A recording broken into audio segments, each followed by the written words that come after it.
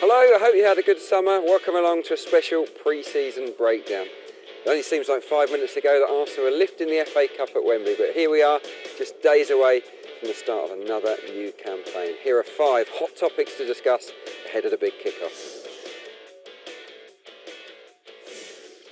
It's been an unusually short and stilted pre-season programme this year, so it's not easy or fair to judge Arsenal's performances properly. Of the up-and-coming talents, Hector Bellerin has caught the eye the most. Following up on some twinkle-toed footwork at Boreham Wood, the Spanish right-back was fabulous against Benfica, racing down the flank to great effect. What impressed me most was his choice of final ball. It had real precision and real quality. He's clearly a player who knows how to pick a pass inside the final third. The standout display was a fluent 5-1 thrashing of Benfica, with the energetic Aaron Ramsey and Yaya Sanogo especially impressive. While 3 of Sonogo's 4 goals were relatively simple finishes, the clever, flicked effort for his third did give us a glimpse of his goal-scoring instincts. I think the Frenchman's confidence will have soared from that moment.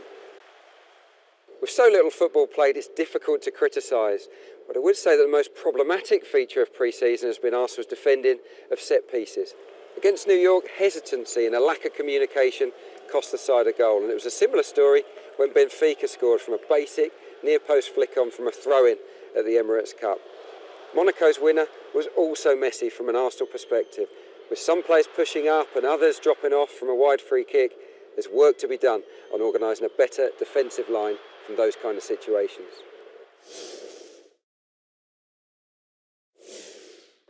Joel Campbell has made people sit up and take notice of him all summer, and at 22, there's no doubt that this campaign is pivotal in the context of his career. Against Benfica, the Costa Rican was strong, he was well balanced, he was really positive, as well as diligent for the sake of the team. Having convinced the manager he's worth keeping at the club this season, I really do believe that he's ready to make an impact either on the wing or in a centre-forward position. It's also a huge season for Alex Oxlade-Chamberlain and Abou Diaby too. I'm a big fan of the power and the penetration that the Ox brings to the side, but he does need to nail down a more regular place in the starting lineup this season. If he gets enough game time, I expect the midfielder to at least double his total of 5 Premier League goals in the season ahead. He's more than capable. To fulfil his potential, Abou Diaby has to stay injury-free this season. More attack-minded than he is defensive, the Frenchman's biggest problem might be the stiff competition for places that he faces in the engine room. As talented as he is, I think he'll have to be at his very best to be chosen ahead of some of the squad's other box-to-box midfielders. It's a challenge I wish him well in. With 19 goals and 10 assists in 27 La Liga starts, the only player in Spain that bettered Alexis in both departments last season was Lionel Messi. The Chilean is without doubt one of the most exciting attacking talents on the planet. Equally comfortable as a striker or out wide, the Gunners' forward line will now boast significantly more pace, more energy, unpredictability and class thanks to his arrival. It really is a wonderful acquisition. Although less heralded, Mathieu Debuchy looks like an astute signing at right back.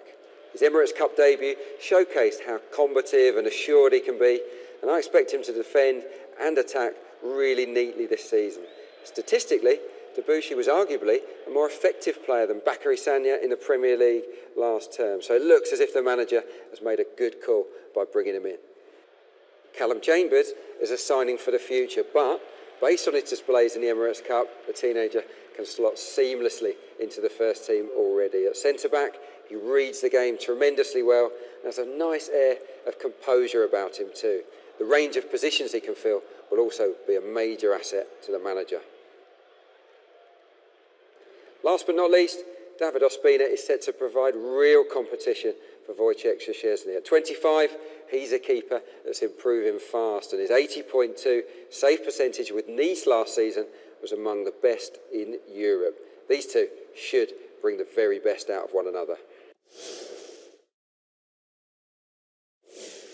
There's been a tactical tweak in pre-season already, with the usual 4-2-3-1 formation replaced by a 4-1-4-1 that sees a holding player flanked by 2 more orthodox central midfielders.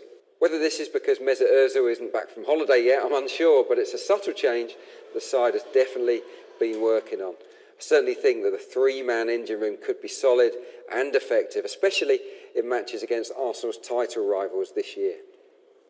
The prospect of Arsene Wenger turning to a Plan B 4-4-2 also looks more realistic this term. It worked well, I thought, in the FA Cup final, and any one of Alexis, Joel Campbell, Theo Walcott or Yaya Sanogo would be a suitable partner for Olivier Giroud. In matches where the Gunners face defensive opposition, I can see it being deployed, and it's a stirring prospect at that.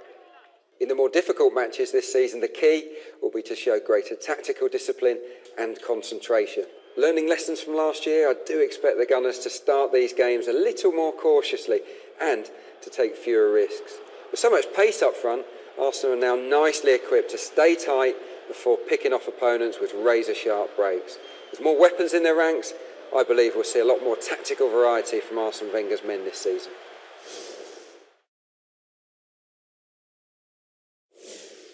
With confidence boosted by their FA Cup final triumph, greater squad depth and noticeably more pace in forward areas, I think there are plenty of reasons to feel optimistic about the season ahead. But to win the title, there are two key areas that the team needs to improve upon. First, they must score more goals, and providing key players stay fit, I really do expect that to happen.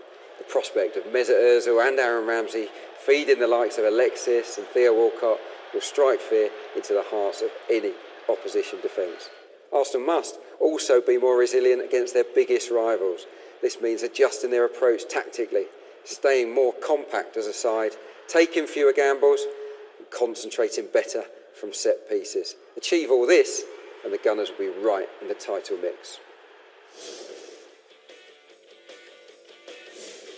With players returning from World Cup duty at different times, it hasn't been easy for Arsenal to find their rhythm in the build-up to the new season. But with the Community Shield and Premier League season fast approaching, the Gunners will have to get up to speed quickly in the coming days.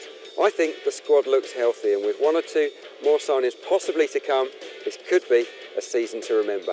Let's hope so.